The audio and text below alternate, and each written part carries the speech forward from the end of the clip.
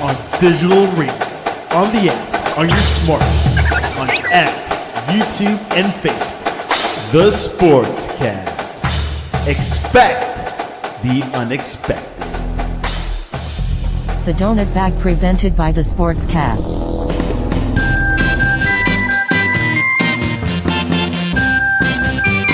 The Donut Bag, hosted by Joey Bag of Donuts. And here's your host, Joey Bag of Donuts.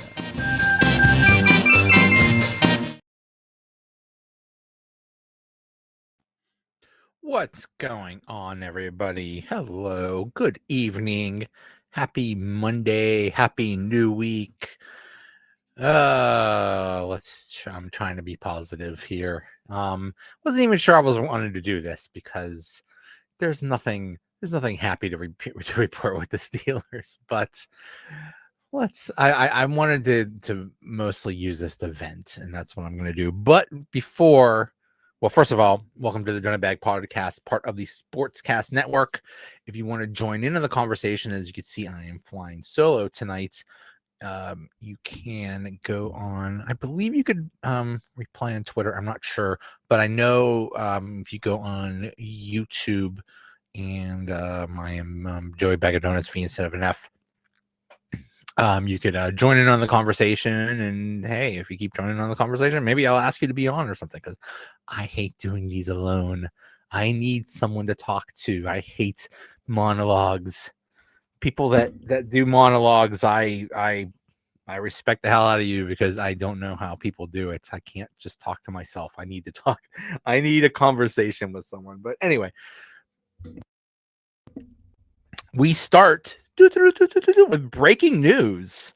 The Steelers have signed Marquez Valdes-Scantling and free agent receiver Marquez Valdes-Scantling plans to sign with the Steelers, per source, reuniting with Aaron Rodgers from their Green Bay days.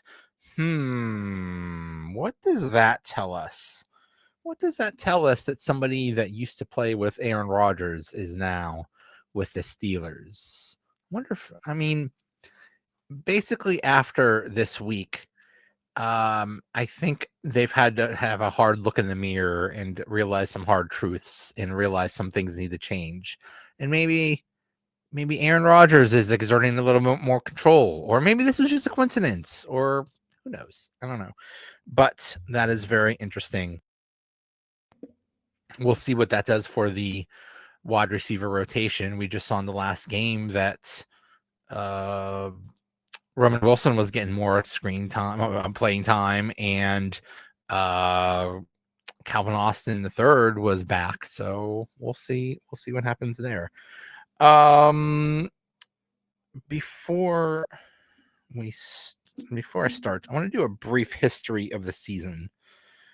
So, of course, I can't find what I was looking for. The Steelers started the season. Dave. Yes, it's a hockey night in Pittsburgh. The Penguins are playing right now, and that's funny that you mentioned the Penguins, because that is a major point of what I want to bring up tonight. Maybe I'll just say that now, but no, I want to do a brief history of the season. They started the season in New Jersey. Remember, it's the New Jersey Jets, not the New York Jets. They play in New Jersey. They went against the Jets and won 34-32, where the defense looked like absolute crap.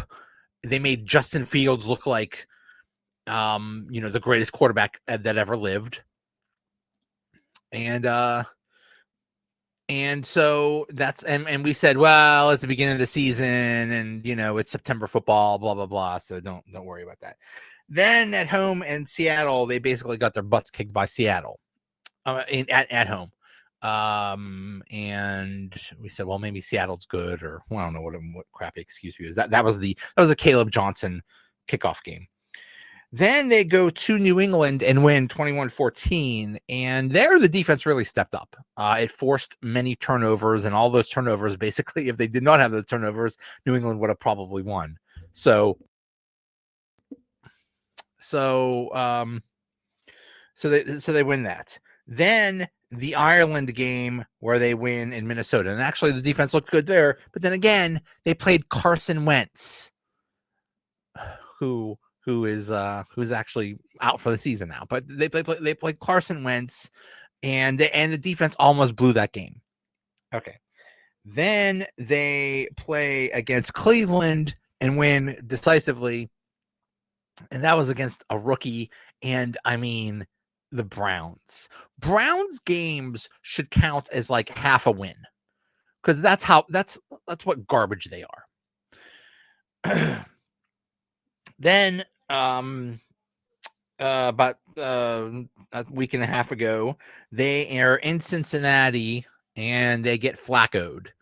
They lose 33-31, and the defense could do nothing, and Joe Flacco picked them apart.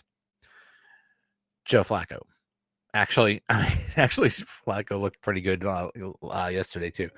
And then last night's game, they lose to Green Bay 35-25. Oh boy, this game just hurt. It's not that it hurt. It's that we what are the 5 stages of grief? I know there's anger, denial, bargaining, acceptance. What is it? Denial, anger, bargaining, depression, and acceptance.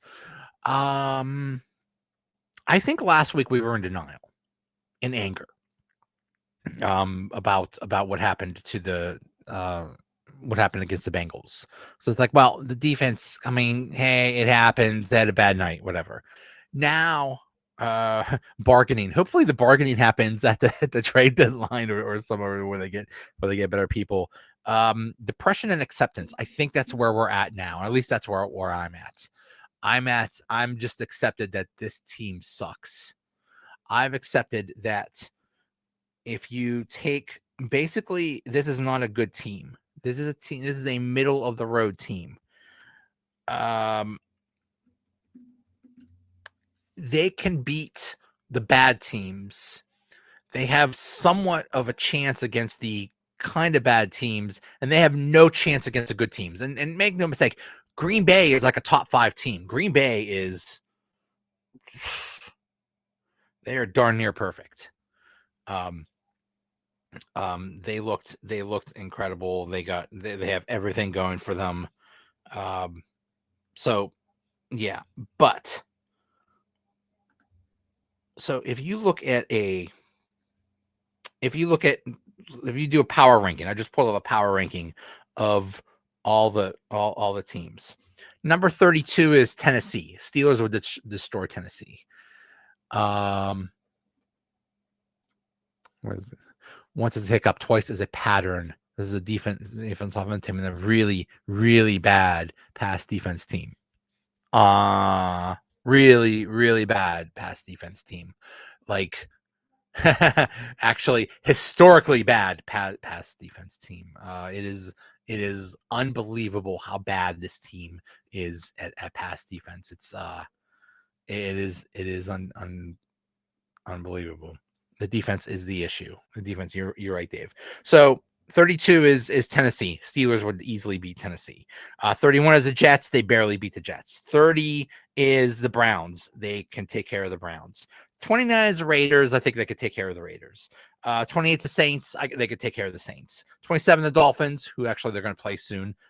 They could take care of the Dolphins. 26 Cardinals. I think they could take care of Arizona. 25 Atlanta. I think that would be an interesting game. I don't know. I think Steelers would barely win that. 24 is Carolina.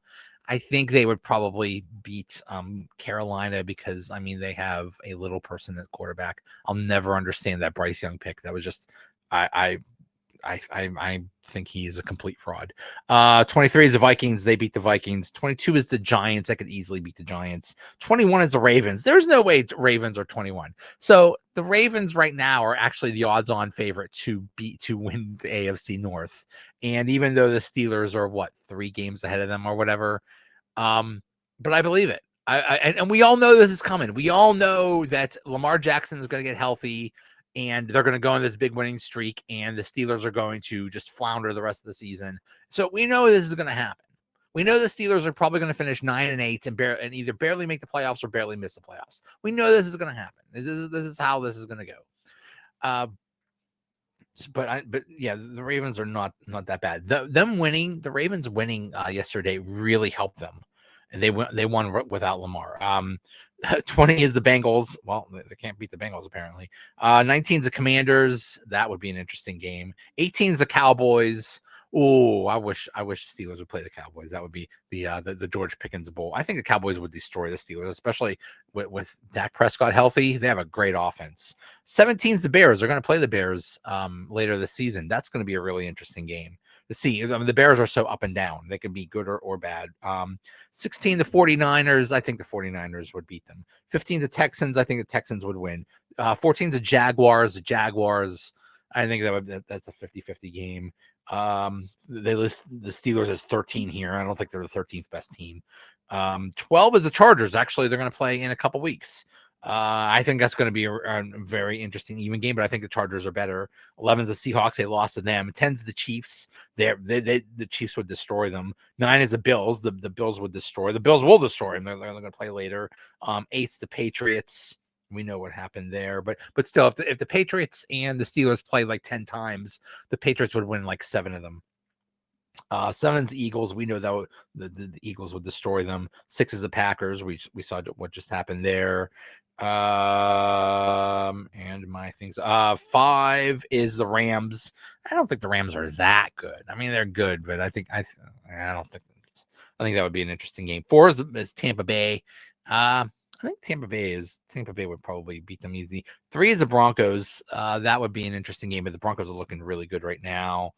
2 is, come on, keep scrolling. 2 is the Lions, and 1 is the Colts. They're actually going to play the Lions later, and I think the Lions are going to slaughter them. And then their next opponent is the Colts. And I think as it stands right now, it looks like the Colts will slaughter them. So this is just not a good team. How did we get here? How did we get to this point? I want to read a few interesting tweets that I found the past day. This is from Alex Kozora. I don't know where you begin with the Steelers secondary. Run defense wasn't even the excuse for last night. The group is slow, no instincts, no playmaking. Ramsey is playing okay, but easy to isolate, throw away from, and he's often not in the slot. Coaching is poor, big mess. Coaching is poor. That's one big problem here. That's what I want to get to with Dave's comment about it's a hockey night in Pittsburgh. If you know anything, I don't know how many Steelers fans or hockey fans, I think there's some, but not many. The Pittsburgh Penguins are currently pretty good. I think they're near the top of the conference. I think they're 6-2, 6-3, 7. They're doing really well, and they were expected to do really bad. Well, what happened? Well, they did change some players, but they got a new coach. Mike Sullivan was basically the Mike Tomlin of hockey. Mike Sullivan, when he first joined the Penguins, won 2 cups. He had a different, he played a different system. They played a different style. And with him and Jim Rutherford as the GM, they got the right players, and they won back-to-back Stanley Cups, and it was awesome. Well, then what happened was they made the playoffs again. It didn't work. And then eventually they just stopped. And then they would either make the playoffs and do terrible, or just not make the playoffs at all. And it just got worse and worse because it was stale, because they played the same system, and either they didn't listen to him anymore or whatever. So they basically did. I mean, the main players are still there. The core players are still there. They did get some new ones, but the core players are still there. But the main thing they did was they changed coach, and all of a sudden they're winning like crazy. Just because, like, one thing with Sullivan was they would have a lead in the third period and they would give it up because they would play poor defense. And I think all they're doing is playing better defense and letting their talent win through. And look what's happening.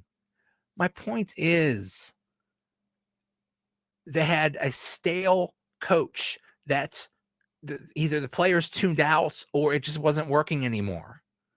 I think the same thing is happening with the Steelers. Mike Tomlin, and it's not. Don't give me this crap about Terrell Austin, okay? Which I think he is. If things continue to get bad, I think Terrell Austin will be fired, the defensive coordinator. But getting rid of Terrell Austin is like if you have a paper cut and you buy hemorrhoid cream and apply it to where you apply hemorrhoid cream or something like that. It will do nothing to fix your paper cuts. It will do nothing to fix your boo-boo. Or maybe it'll cause something, but it's Terrell Austin he'll just be a scapegoat. This is Mike Tomlin's defense. And a lot of it is a scheme. And, it's like, well, they pick the wrong players, or they pick these old players that aren't any good or whatever. It's like, don't tell me Mike Tomlin doesn't have any say in what players come in. Don't give me that. Don't tell me it's just Omar Khan. I'm just getting tired of it. It's the same thing every year. We're on this treadmill of hell. Let me read some more tweets here. Urinating Tree says this defense has always over relied on splash plays and fluke bullshit.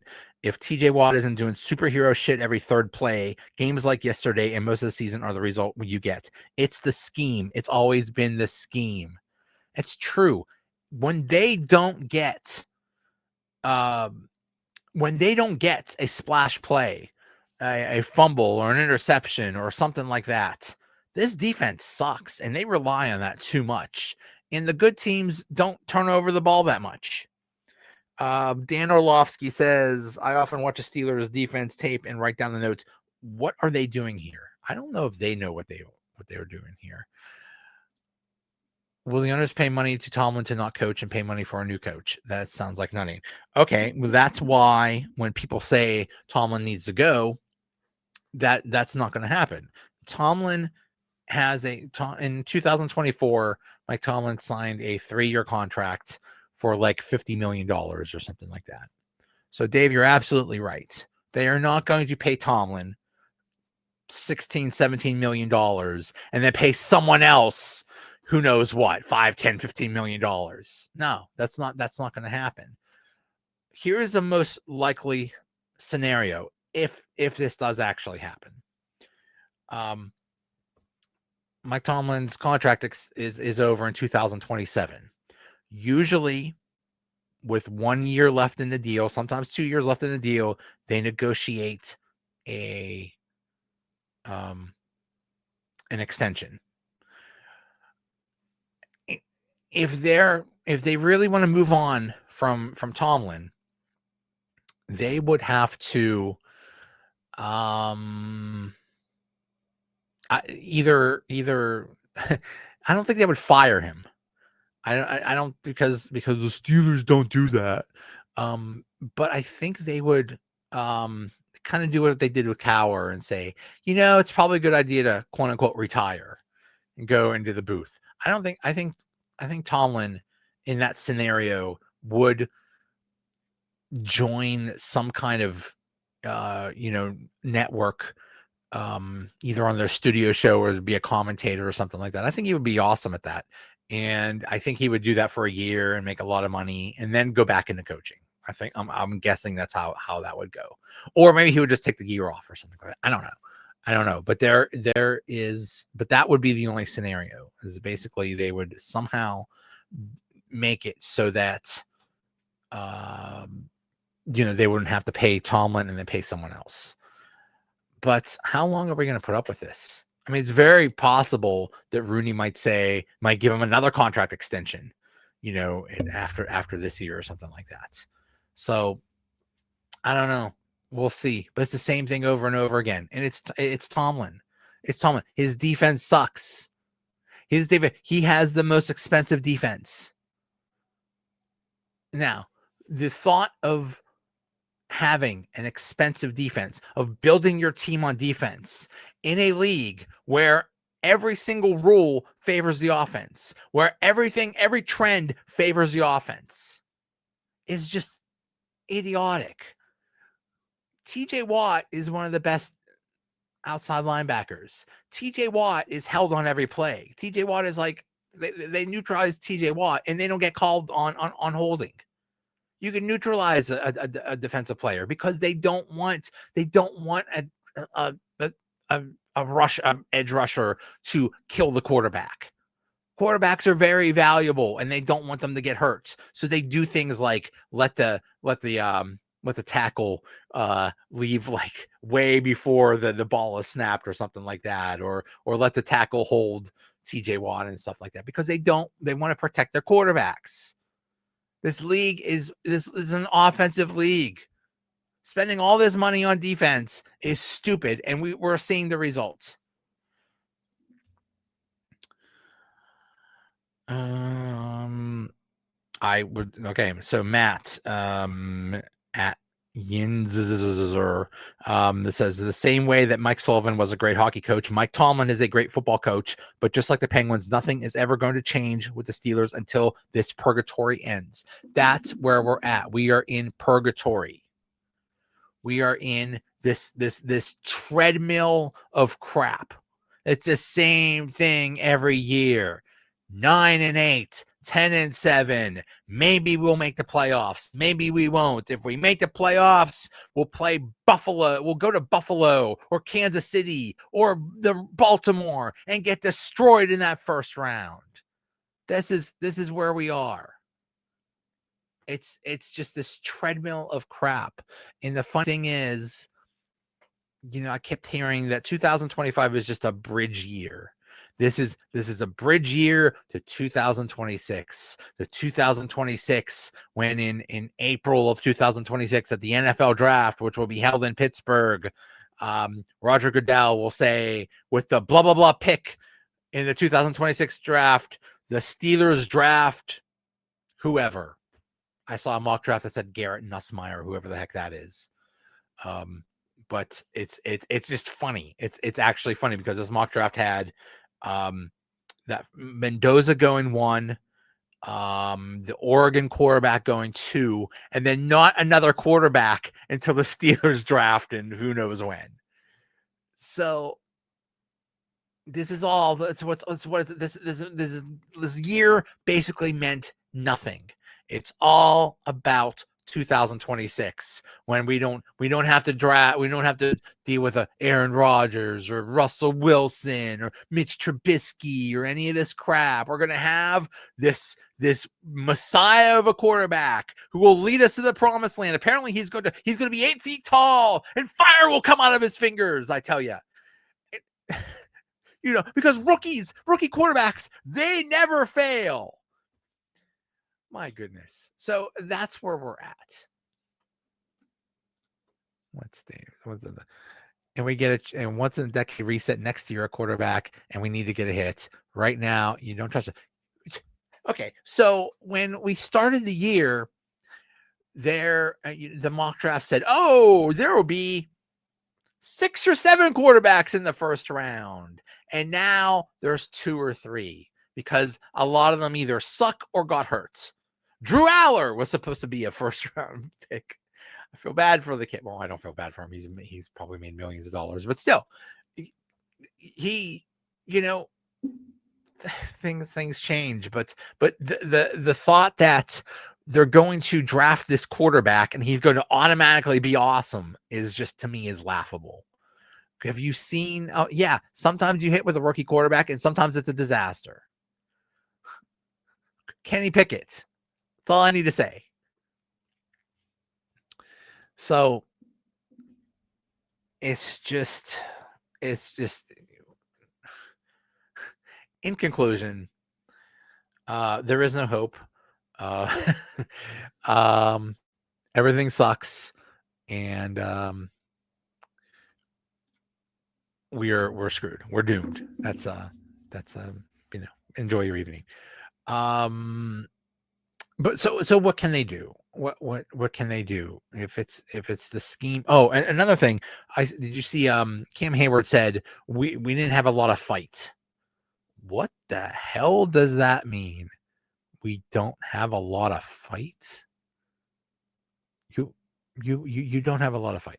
You got embarrassed on national television on a Thursday night, and the conventional wisdom was, well, Mike Tomlin on a Thursday sucks because he doesn't have enough time, and the team is old and tired.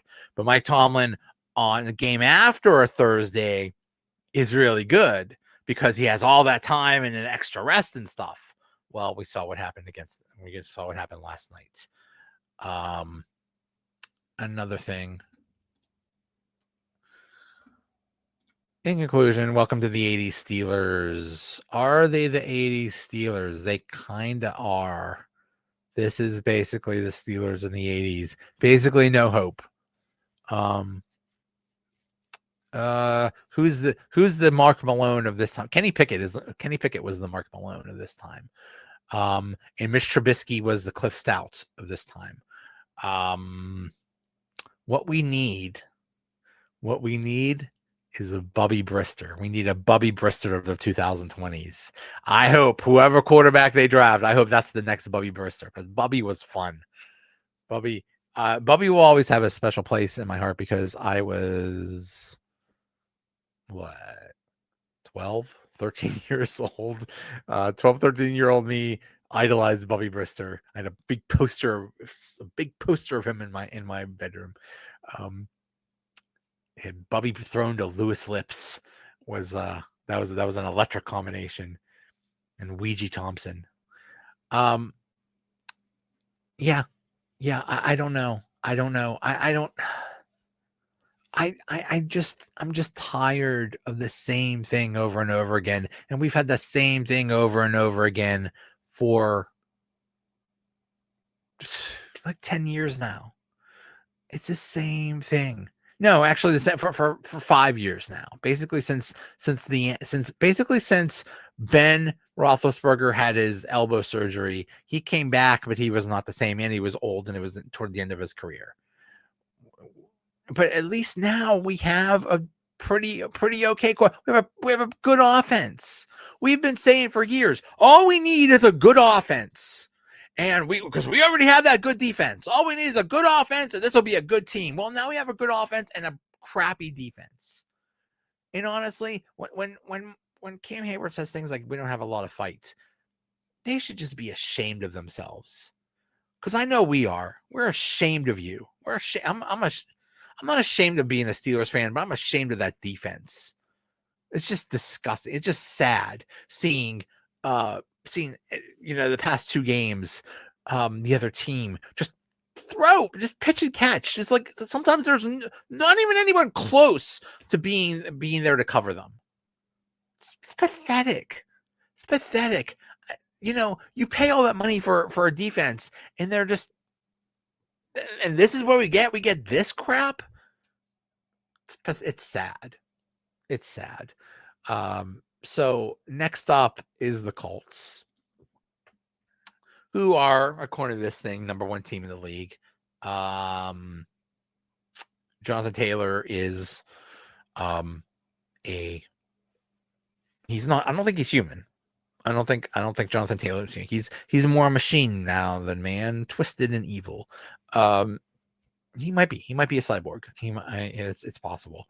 I don't know. I don't know what's going to happen, but it's just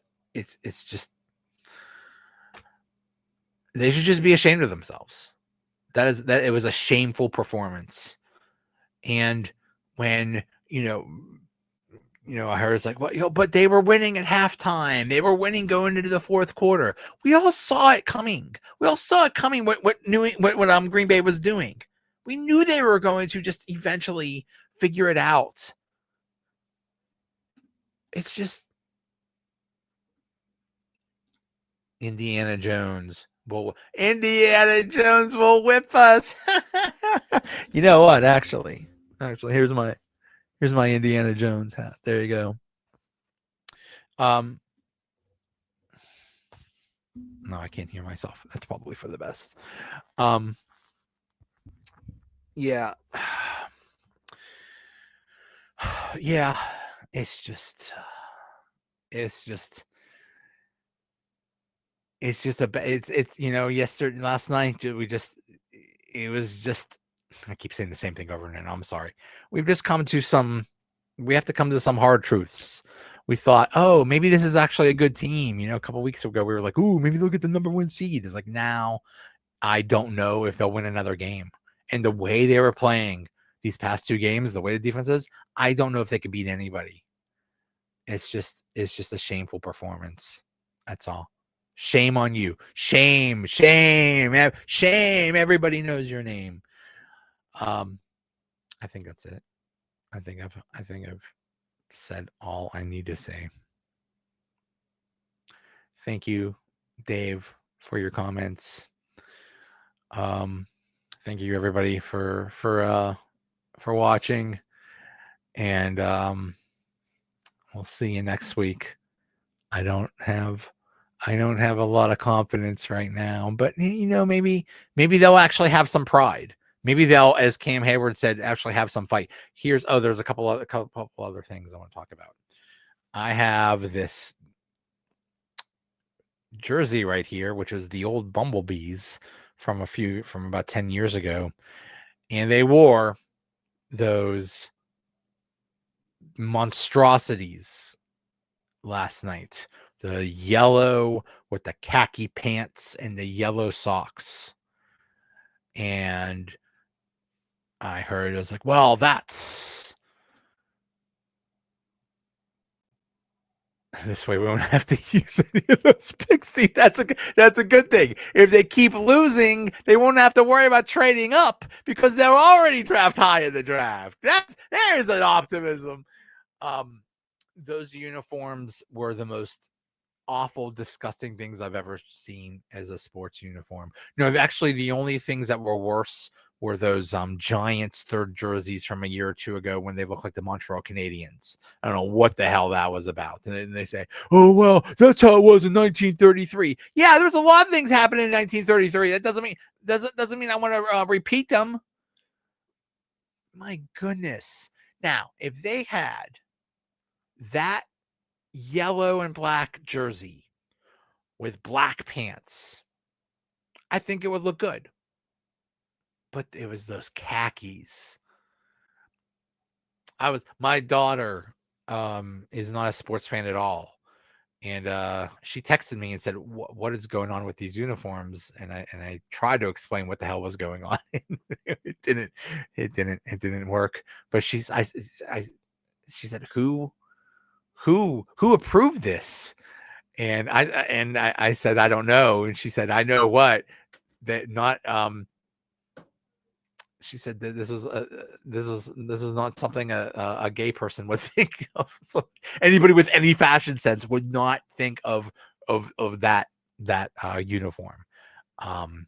Khakis are not intimidating. Khakis should not be used in a football uniform. Khakis are for a business casual lunch, or going to church, or working at Chuck E. Cheese or something like that. Not a football uniform. Khakis with yellow socks. I don't know if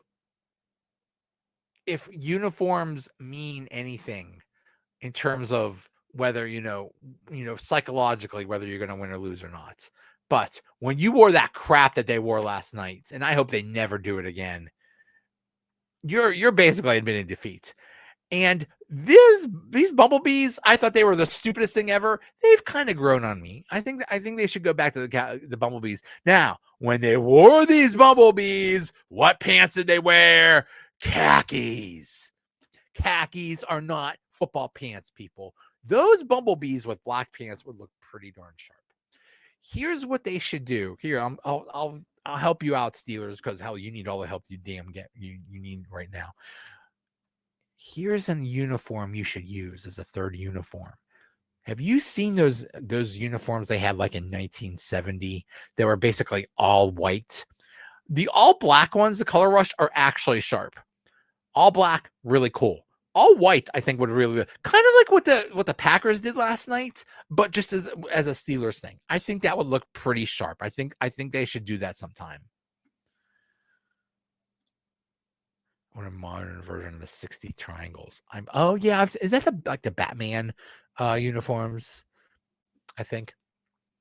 Another thing I want to bring up is the Packers fans took over Acupuncture Field, and I don't know what to think about that. I don't, I've talked to some people that were at the game, and they were mad, and they said, these people are traitors. How do you sell your ticket to a Packers fan? And, how do you do that? How do you let them take over our field?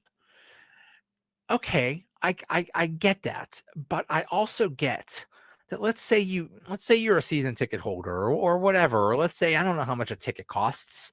Let's say a ticket costs $200 or something like that, and somebody is offering you like $700 for a ticket or something like that. That'd be hard to turn down. I mean, I know those tickets were going for a lot. I don't know. I don't know. It's hard to turn down that money. It's, so but I mean, the Steelers actually had to go to a silent count in their own building. Now, was this a one-time thing? Well, actually, no, I know it's not a one-time thing because I was at a game. It was a home opener in 2022. It was like, I think I think it was a season opener with Kenny Pickett, and they played the 49ers, and the 49ers fans. Exactly. Somebody offers you, like triple the price of your ticket. You make a nice little profit. I don't. As they say, everybody has a price for the $1 million man. Actually, I have the $1 million belt right here.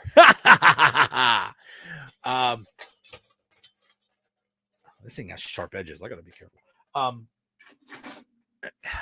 Yeah, so I don't know. I was just, was that it rarely happens, but yeah, but I mean, was this because it was a special event? Because, Packers fans, this is one of the last times they'll see Aaron Rodgers. I mean, I'm sure he's still beloved with Green Bay. I know he's had a lot of nice things to say about them. He said he's going to retire a Packer. I get it. I mean, he was with them for 18 years. They have wonderful memories. They won a Super Bowl together. He had multiple MVPs there. I mean, he said he had a great time there. He has no hard feelings. And this is like this is the first time he's playing against the Packers. So I'm sure Packers fans wanted to see that. And this is one of the last times they'll see him play. So maybe this was a one-time thing. I don't know. But I don't know. It's I see both sides. It's like you're kind of betraying your fan base by giving the ticket, but at the same time, money is money. So we'll see. Anyway, thanks everybody for watching, and let's just hope for the best. I'll see you.